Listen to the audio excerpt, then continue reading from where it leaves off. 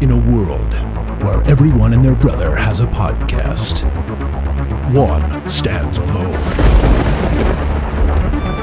It's been called one of the podcasts of all time. Welcome to Internet Killed the Video Store.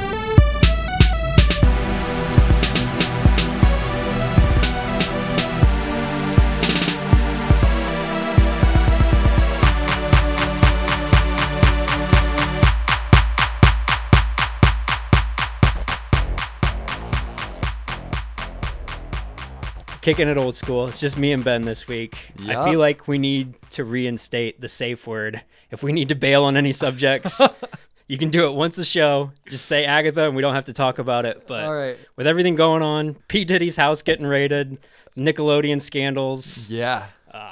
You have to pay to watch that. Yeah. Unless you got like Max, right? HBO Max. We got rid of Max. Melissa Barrera got fired from Scream for suggesting there's kind of a lot of murder happening in the Middle East, which doesn't seem like a crazy thing to say. I don't know who that girl is. So, you know, genocide, Civil War's right around the corner. The movie, maybe the real thing.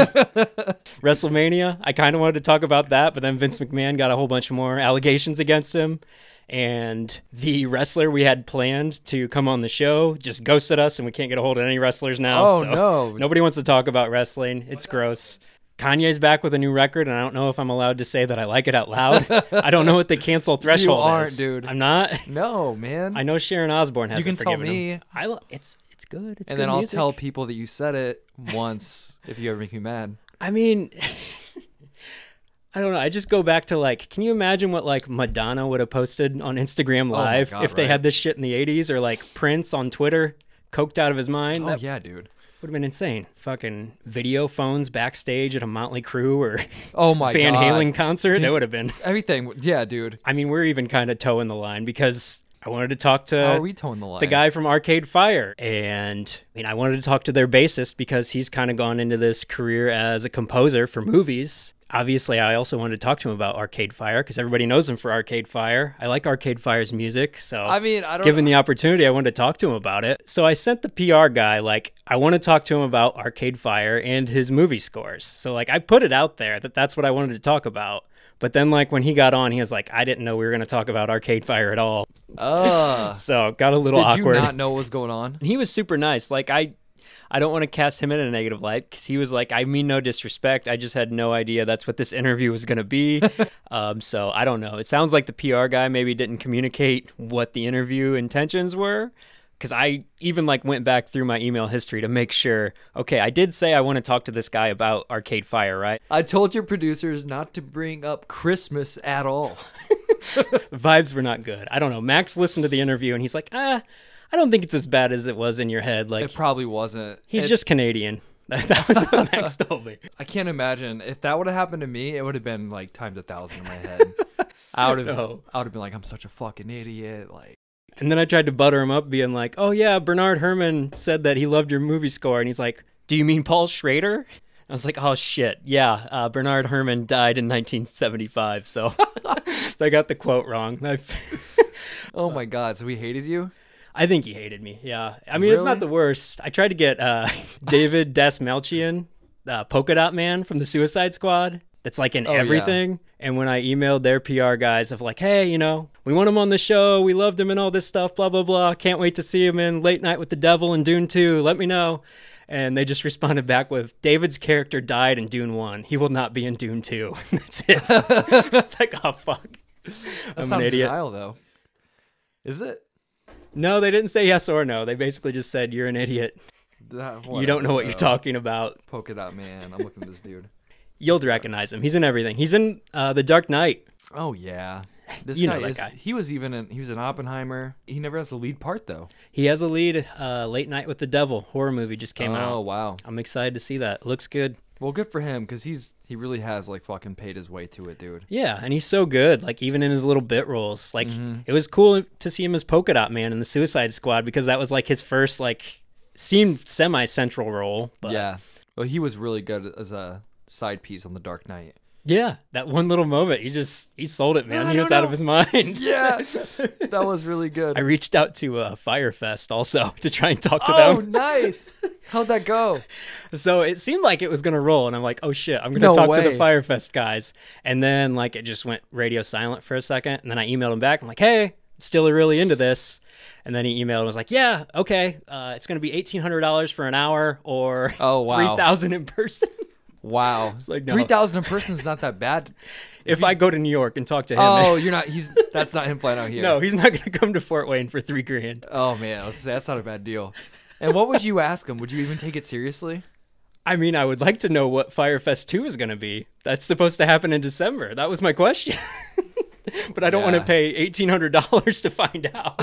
I might as well buy a ticket at that point. You can find out for cheaper, dude. Just going. Did you watch the Beetlejuice trailer?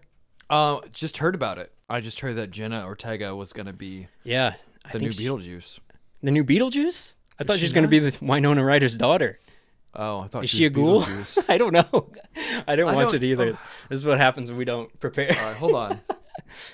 Beetle. Is Jenna Ortega a ghoul? Michael Keaton's going to be in it. Yeah, of course. He's Beetlejuice. I thought it was Jenna Ortega. You thought she was taking over? Yes, dude.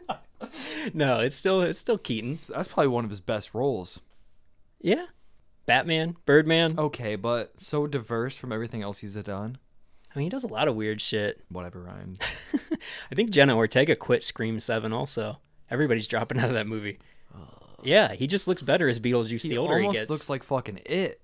Yeah, he does kind of look like Pennywise the Clown. Yeah. That's good, though. I don't know. I think I trust everybody involved with that except for Tim Burton right now, so...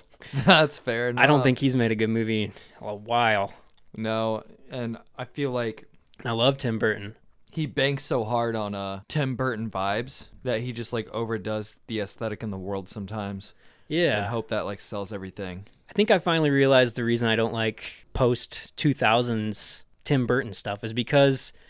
everything was so cool when he did all like basically like the art design for his movies, and now it's just all CGI, so it doesn't have like his touch. It just is weird Alice in Wonderland shit that doesn't really look like his style. Yep. Didn't he do... Ooh, Danny Elfman is back for the music. That's good. That's stupid. Why? The music is so good in Beetlejuice. What am I fucking thinking? I don't know. Did he do... Rango? No, that's Gore Verbinski. I thought he did it because Johnny Depp was in it, I think. No, yeah. Basically, once he did Planet of the Apes, that was it. He did the new one? No, the Marky Mark one in like 2001. Oh, shit. He did that. Oh, Big Fish wasn't bad. I kind of liked his Charlie and the Chocolate Factory remake, even though, I don't know. If I watched it now, I probably wouldn't like it. I didn't think it was bad. But Big Fish won Oscars, right? I think it got nominated, yeah. Corpse Bride, I never saw. Then we go Sweeney Todd.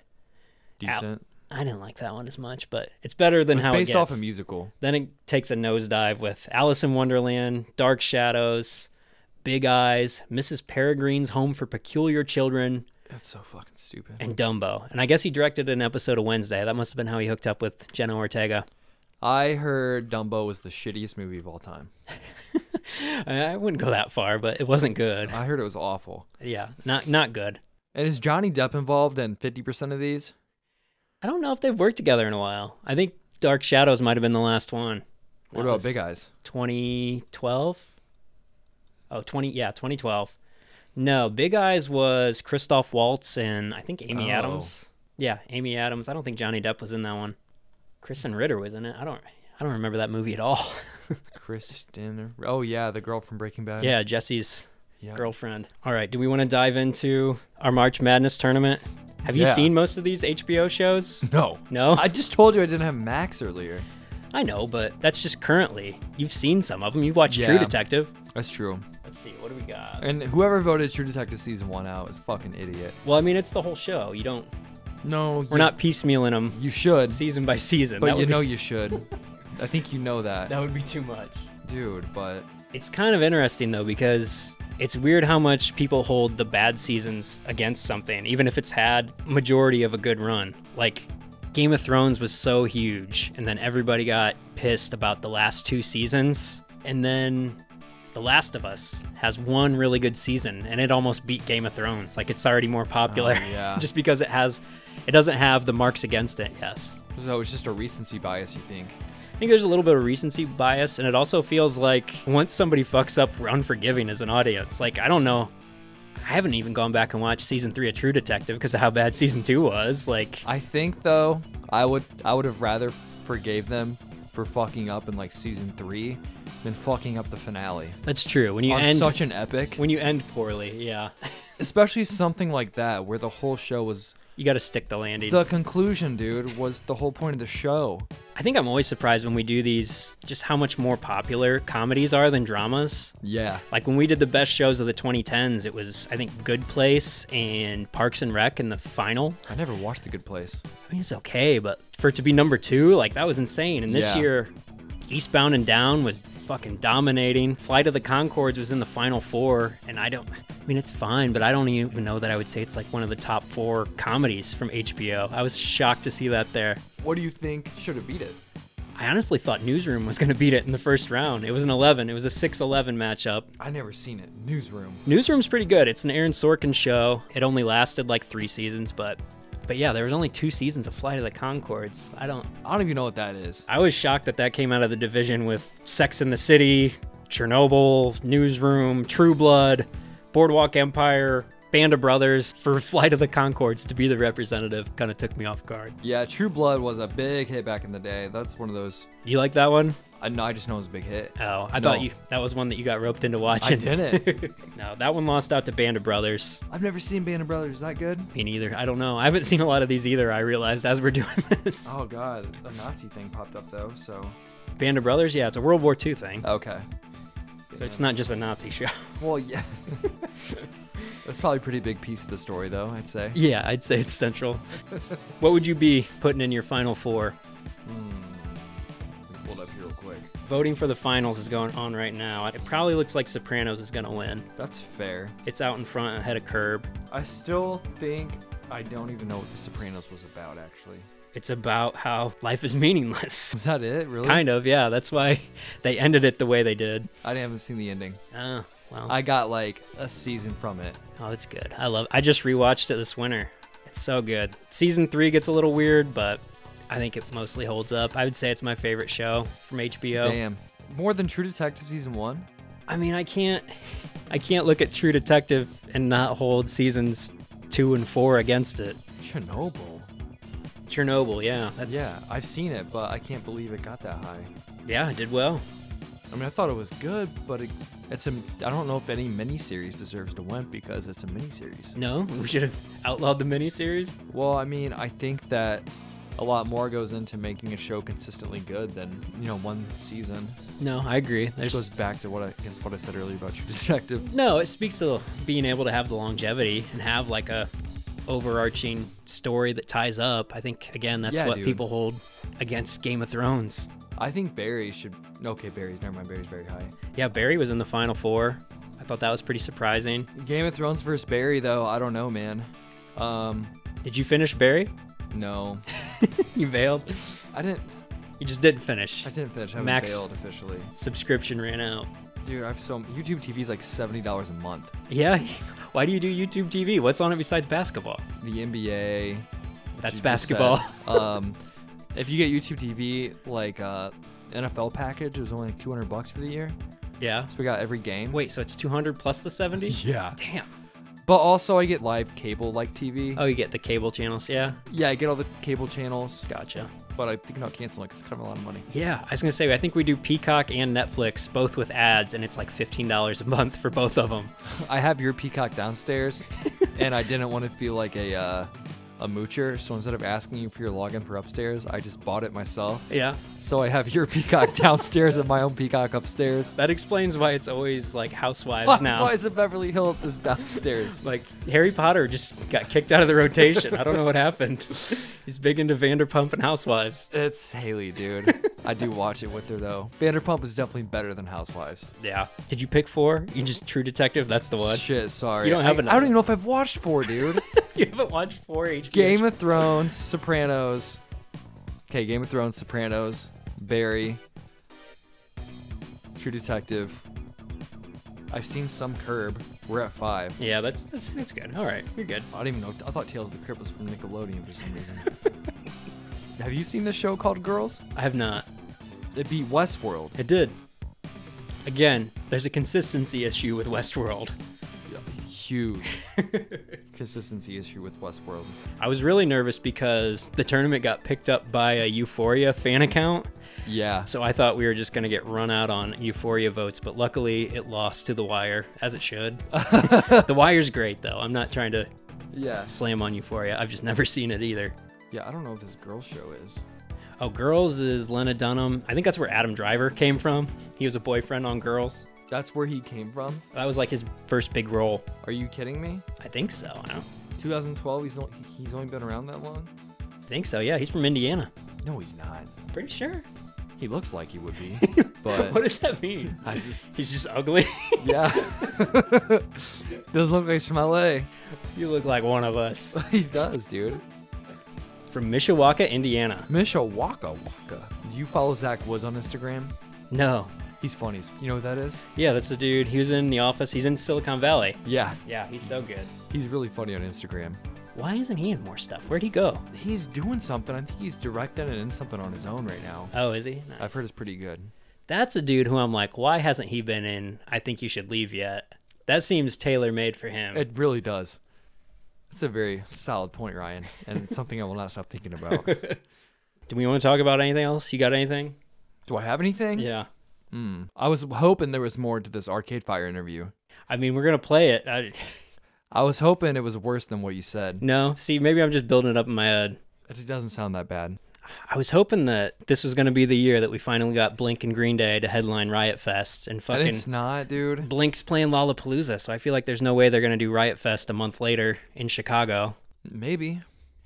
I hope. That'd be tight. But then somebody Day? also pointed out that Green Day is playing Wrigley Field, so... Oh, yeah, that's the one I want to go to. I mean, Wrigley Field would be so cool, too, though, dude. This has been fun. I feel like we've played the Ben Killey pinball machine for the first time in a while. We hit the Dark Knight, Harry Potter, Green Day. Is there anything else? I do know that Saviors, like, it was produced by Rob Cavallo instead of Butch Vig, which is a big reason why I think I like it so much. And I didn't, like, Rob Cavallo was Dookie through American Idiot. And then as soon as they switched, it was... just not good stuff, man. Agatha. If I say it 3 times, will they show up like Beetlejuice? Agatha.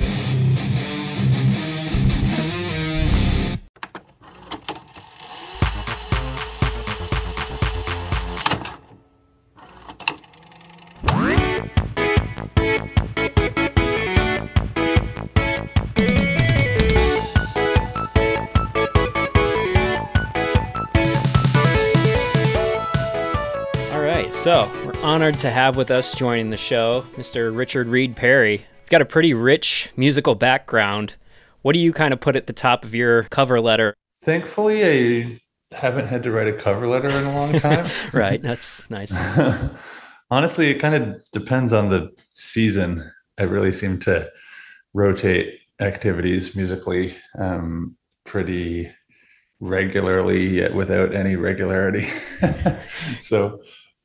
yeah, the answer to your question is I have no idea. I just kind of exist and put one foot in front of the other musically and do all of the different things that I do when I do them.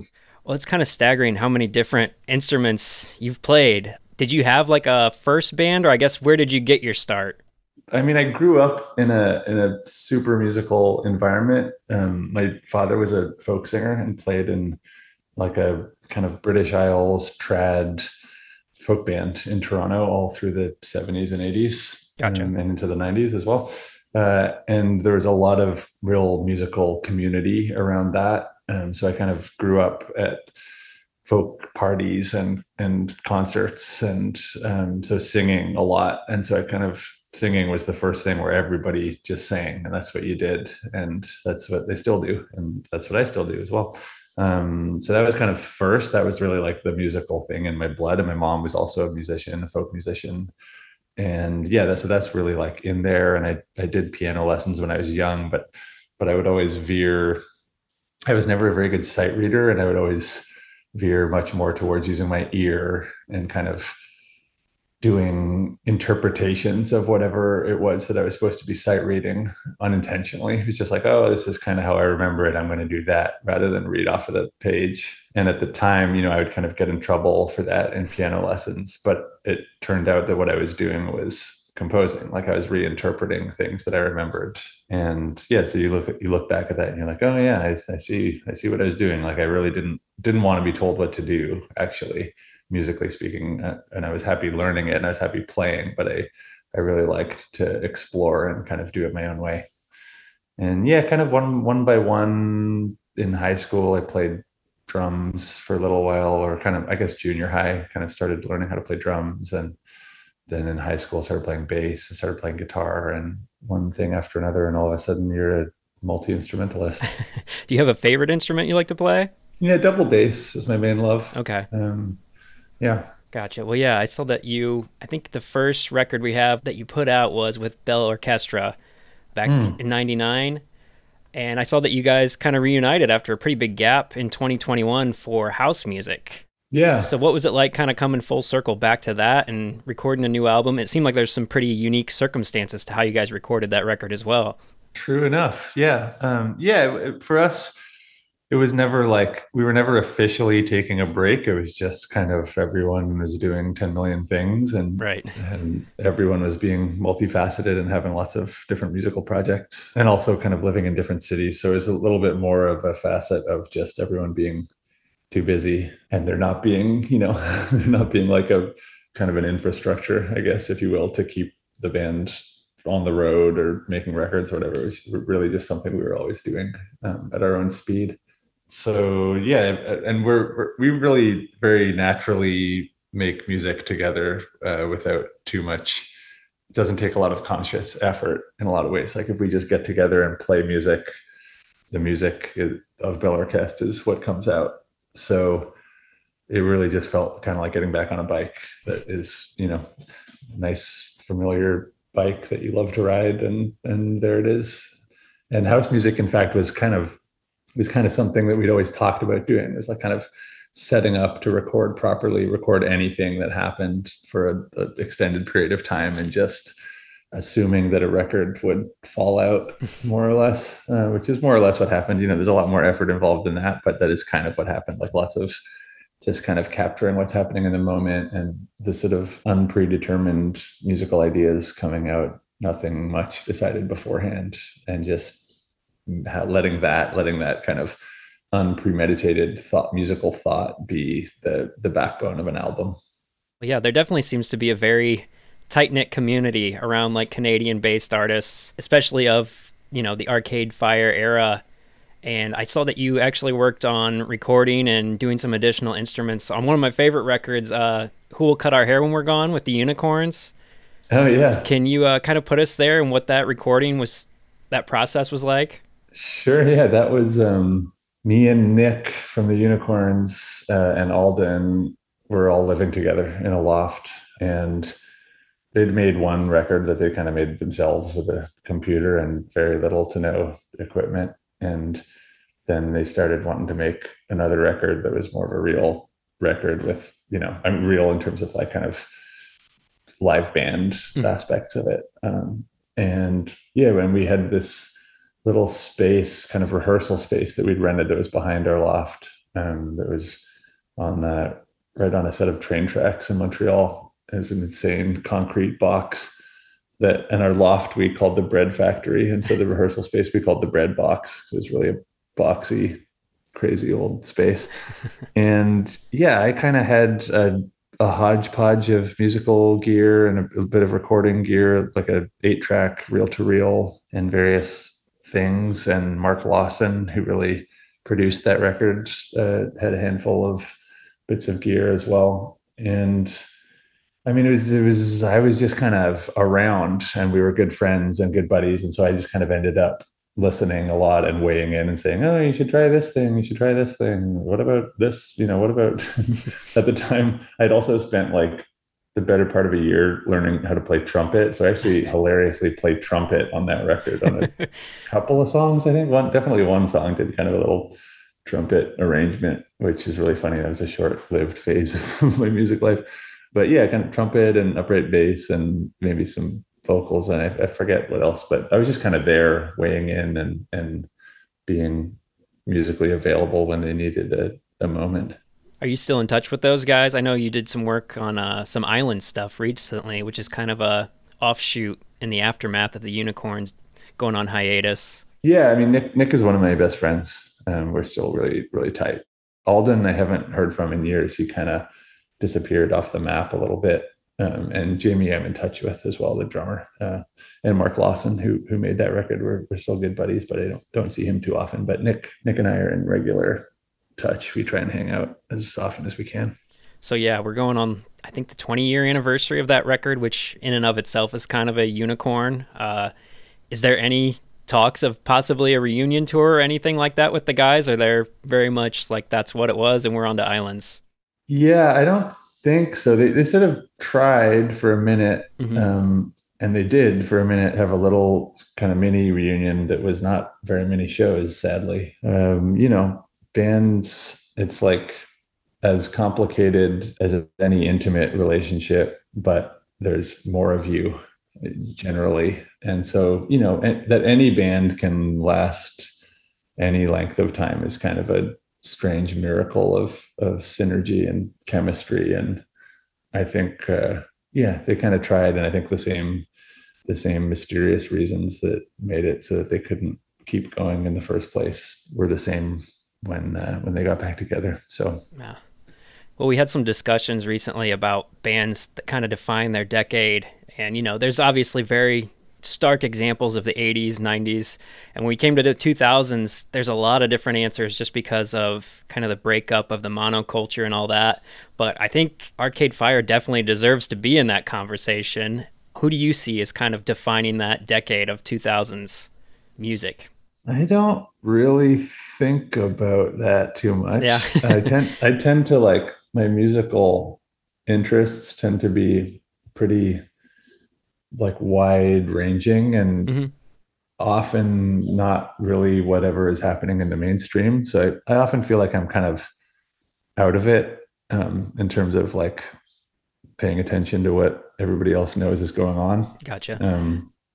But I mean, there's just so much music. I don't feel like you can pronounce on it in any kind of way that's accurate. Although I feel like, everyone agrees on things like Beyonce is excellent and Radiohead is excellent. And, it's like, there's obviously things that rise above and that appeal kind of on both sides of like the kind of mainstream side of the musical world, as well as the more art music or independent or whatever, the edgier side of musical culture.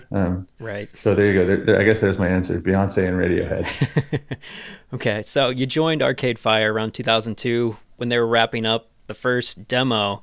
No, I kind of made that with them. Oh yeah. Right. There was a lot of turnover around that time. Was there any threat to the band kind of dissolving before you guys got to put out a full length? There was, but it was kind of just in a state of flux. I wasn't in the band when we made that, but it was kind of a different band when we made that. And so kind of making that was kind of what turned it into the band that it is now. And it sort of lost members along the way and gained members at the same time. Right. So yeah, your debut LP Funeral is widely considered like one of the best breakthrough debuts ever put out. Was there any sense of the significance to what you guys were making as you were recording it? No.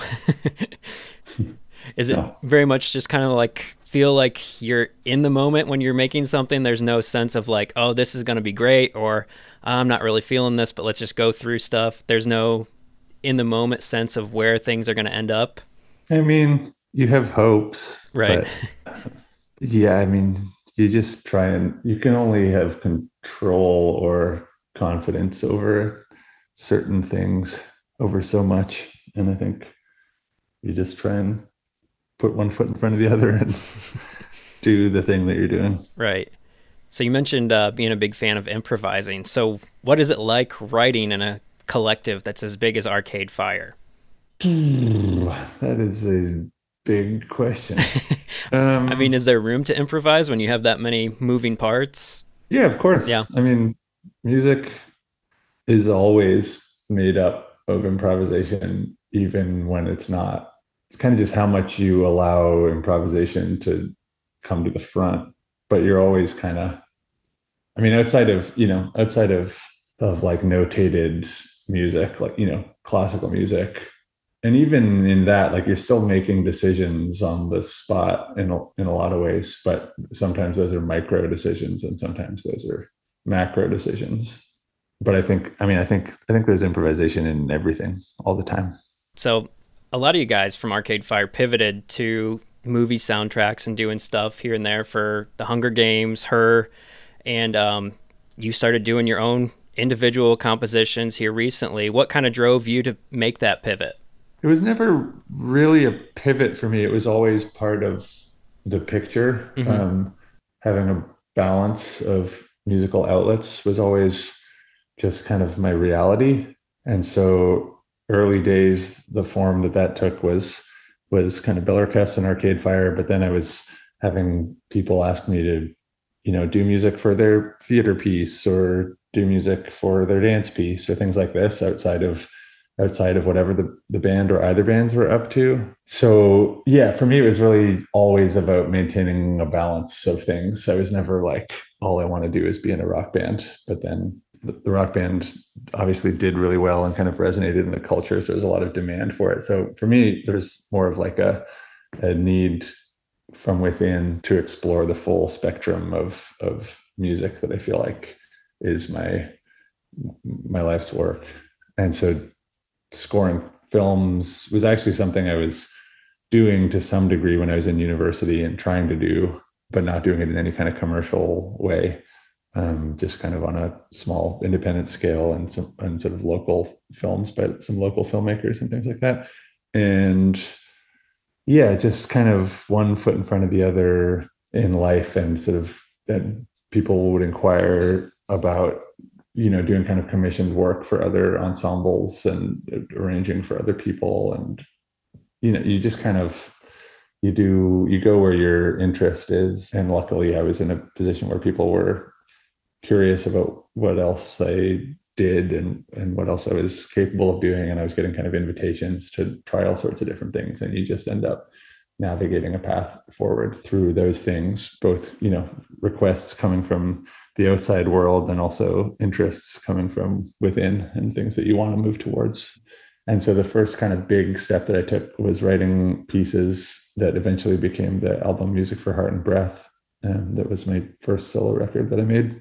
And that was an idea that I'd been sitting on for years and years and wanting to try, having musicians play along with their heartbeats and play along with their breathing. And so opportunities came up to write those pieces sort of one at a time. And I just did that. And so that was kind of, I guess, the way I cultivated a solo compositional career. Gotcha. Yeah, like you mentioned earlier, Radiohead, there's been a lot of contemporaries who've made that pivot from traditional rock music to doing film scores, like Johnny Greenwood, Trent Reznor. Do you have any inspirations in that field for who you look to kind of follow in their footsteps a little bit? For sure, lots. I mean, there's so many amazing film composers, but Bernard Herrmann was a big inspiration for me. Just an amazing orchestrator and composer. I was really impacted as a young teen, I guess, or maybe 12-year-old by Danny Elfman's score for Edward Scissorhands. That like made a huge musical impact on me at the time, and still does. That really holds up as amazing film music. Let's see. Those are probably the early favorites. I was very into early kind of ambient rave music and electronic music, kind of early Aphex Twin and The Orb and Brian Eno and things like this, and kind of got into that, which felt like a really kind of a filmic world, even though it wasn't actually film music necessarily. There's like a British composer named Laurie Johnson, who's an amazing, like kind of a classic film composer from doing stuff probably from the 50s, definitely in the 60s, who I really like. Yeah, really lots of amazing, infinite amazing stuff in that universe. Do you ever find yourself, it's funny you mentioned Danny Elfman, because I have like a strong visceral connection to the '89 and '92 Batman films, and I've realized over time it's more the music that I'm connecting with than the movies. Do you ever find yourself attaching a sentimental attachment to a movie that's actually more of a musical fascination than what's on the screen? For sure. I mean, that's when, there's there's many occasions where the score is doing a lot of work to prop up a movie or to inject kind of interior life into a film, which I think, is part of what's fascinating about film scoring, is watching how it can, a movie can either sink or swim sort of based on the music. And if the music is done really well, it can give a kind of an interior life and a fluidity to a film that's otherwise maybe got clunky things about it, or where that, there can be a real clarifying effect that music can have on a film, or the opposite. It can make something that's maybe a little obvious. You can kind of imbue those moments or those scenes or a story even with like an interesting ambiguity or nebulousness, where something might be a little on the nose or too obvious otherwise, or the reverse, something that can be very not obvious in terms of what's happening emotionally in it, can all of a sudden become very, very clear and resonant just through the use of music. So what has the process been like for you? Because it seems kind of daunting to think that you just get a blank canvas and fill in the gaps here with audio. Is there ever like placeholder or notes from the director of emotional notes they want to hit, or it's just kind of do your thing and we'll whittle down from there? Thus far, it's been mostly the latter. I've been lucky to work only with directors who are interested in giving me carte blanche to just see where it goes. And they always know this moment or that moment is going to need something. But also I've been involved exclusively with films that weren't finished yet, where the edit was still in process or hadn't even begun yet. Like I started working on the Iron Claw before it was even shot. And so with those films, if you get to work on the film early enough, if you get into the process early enough, then you're really standing on different ground, where the director doesn't even know what the film is yet, because you're beholden to the holy ghost of cinema when you make a movie where you write one thing and you write a scene one way and you direct it one way, and what you end up with is ultimately what ends up becoming the film and sort of telling you what to do. It can often go a direction that you did not think it was going to go. And you really just have to follow whatever that is, whatever story is presenting itself, whatever way the scenes are presenting themselves. And it's kind of the same thing with music. It's like you can think you're doing one thing and try it, and the film will just reject it or accept it. And you just have to kind of watch and observe and see what works, and be kind of ready to serve whatever the film itself is asking of you. So yeah, you try and just keep my spidey sense, keep the kind of antenna up, and you just see what works and you move with that, and the director does the same, and then you find the kind of needs that the film has as you go along. Those things kind of make themselves very, very clear as you go. Well, you had two of our favorite scores from last year in Eileen and the Iron Claw, and the previous Eileen has this great dreamlike environment produced from the music, but the story itself is kind of this intimate, Hitchcockian thriller. What was the inspiration to make it filled with so much atmosphere and personality? I'd read the book before I saw that film. Okay. And when William, the director, showed me bits of the film, I only saw little bits of it at first, but I knew the story because I'd read the book, and I read the script as well. But it's very closely based on the book, and the author of the book wrote the screenplay. I didn't know what all information we were going to lose in the film version that was there in the book. But the main characters were really vivid in the book, and really fascinating and kind of complex, and just very three-dimensional, interesting, weird characters. And it is this kind of noir story of there's this young woman, kind of trapped in a dead-end town and in a dead-end life, and kind of has this horrible father in her life, and these aspirations, and there's kind of these, just sort of dark, small town, nefarious things going on in the background of her life. And it was really, I really just wanted to, just kind of weave the picture of that. It's kind of some mix of like her interior life and what goes on inside of her as a character and a person, with kind of what's going on around her at the same time.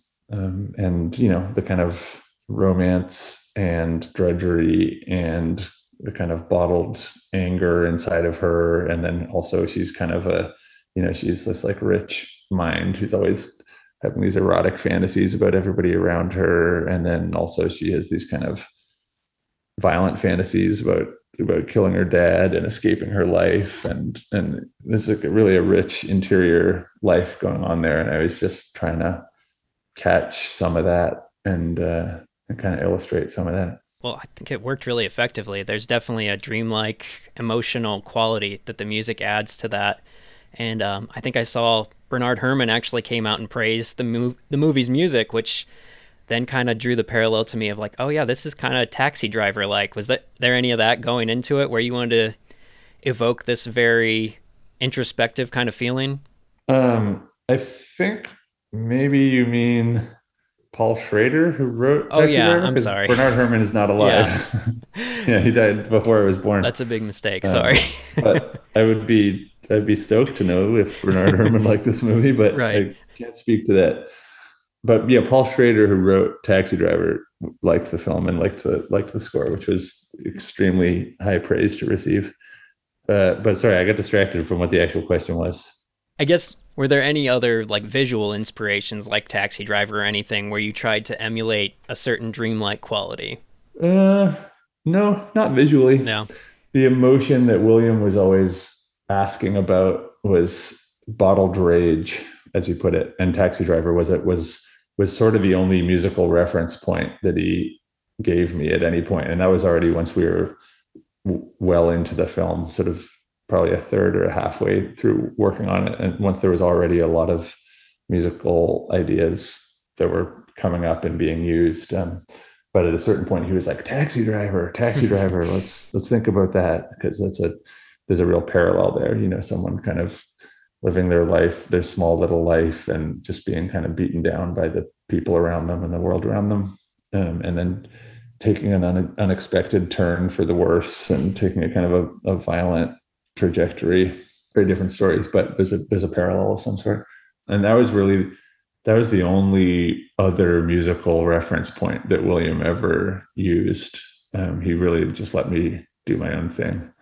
And he had said right at the beginning, he knew that he was interested in using oboe and tenor saxophone, or actually I think he's soprano saxophone originally, as a starting point. But he's not someone who's like he's not a musical guy in many ways and doesn't have like a huge musical vocabulary. And he would be the first to admit it, and did so all the time. He's like, oh, stop me if I'm wrong. Like, just, tell me I'm an idiot for suggesting this, but what if? And, he just kind of asked questions that were just his directorial instincts. And so you always try and meet in the middle, and figure out what that is, what they're trying to describe when their musical vocabulary is somewhat limited. But it was cool that he wanted a couple of specific instruments. That's a really cool framework as far as I'm concerned. That's a really nice thing to lead with.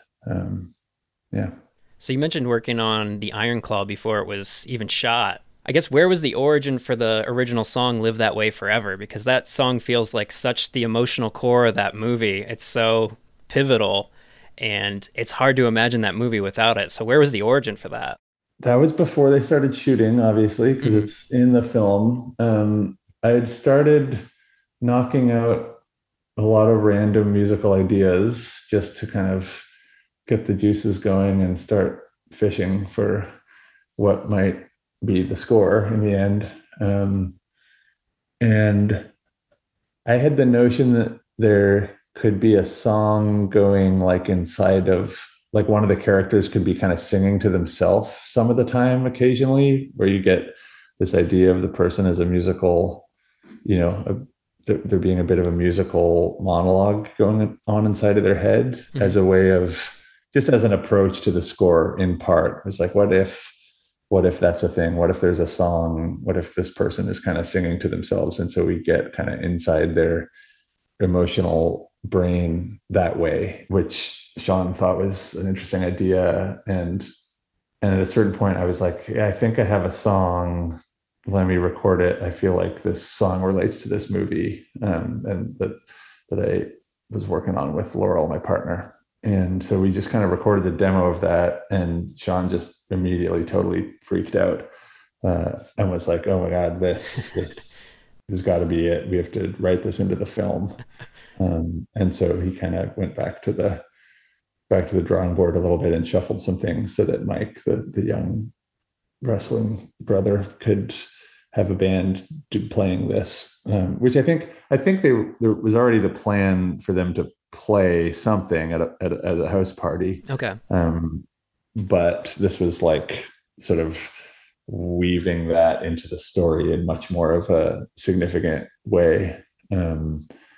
So he's playing it at this house party where all the brothers are together, and then later, as his mental health is falling apart, he's kind of singing it to himself and struggling to play it because he's had this brain injury. And so you hear him playing it a few times in a few different ways, and it's really part of the story in a real way. And then it is also the credits song. So that was that. Yeah, we just kind of put one foot in front of the other. And then it also, that sort of a couple of melodies and fragments of that song turned into parts of the score as well, where I thought, okay, well, we've got this song. Let's try and connect the score to the song as well in different ways. So there's threads throughout the movie in a couple of different places that are sort of versions of the song, or there's little melodic quotes from it worked into the score, which are things that, people may or may not notice. But I think those things, even if you don't notice them consciously, kind of weave the whole thing together in ways that are interesting and useful.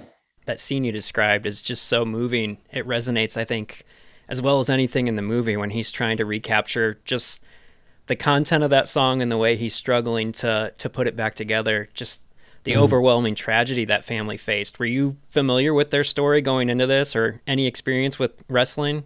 Yeah, I mean, I was into wrestling when I was a young lad. I wasn't super familiar with the extent of the story, but I used to watch Carrie, one of the older brothers. I used to watch him wrestling when I was a teenager, or like a 12-year-old, and I knew about the Von Erich curse was a thing, and I kind of knew about that, but not in depth. And getting into this movie was wild to get into the inner sanctum of the halls of sad wrestling history. Yeah, definitely.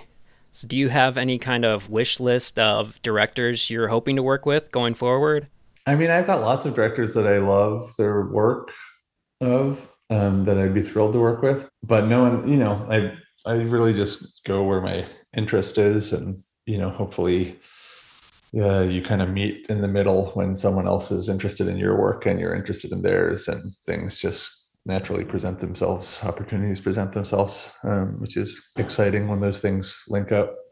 But there's no one like super specific that I'm angling to work with, but there's lots of people that I'd be thrilled to work with. So yeah, the Iron Claw and Eileen are both available to rent on Amazon now in the Apple Store. The soundtracks are available.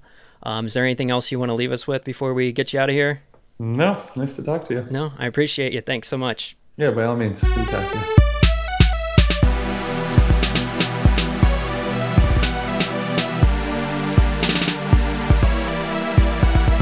For more, visit internetkilledthevideostore.com.